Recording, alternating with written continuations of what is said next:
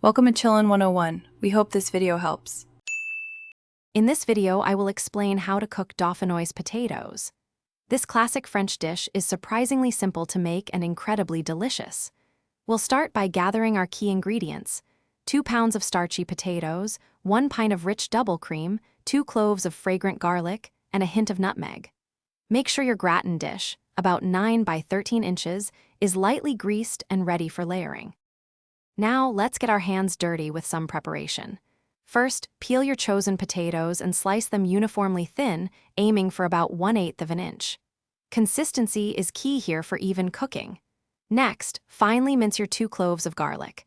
Then, in a saucepan, gently warm the double cream with the minced garlic and a pinch of nutmeg. Bring it just to a simmer, but don't boil it. With your ingredients prepped, it's time to assemble this masterpiece. Start by arranging a single, even layer of your thinly sliced potatoes in the greased gratin dish. Then, pour a generous portion of the warm, garlicky cream mixture over them. Continue this layering process, alternating potatoes and cream until all ingredients are used, ensuring the top layer is cream. Bake in a preheated oven at 375 degrees Fahrenheit for 50 to 60 minutes.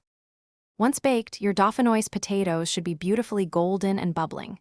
To check for doneness, simply insert a small knife. It should slide through the potatoes with ease. If the top is browning too quickly, you can loosely cover it with aluminum foil. Let it rest for about 10 minutes after removing it from the oven. This allows the cream to set, ensuring perfect slices. Serve this rich, creamy dish as a fantastic accompaniment to any meal. Thanks for watching. Consider subscribing if we helped you.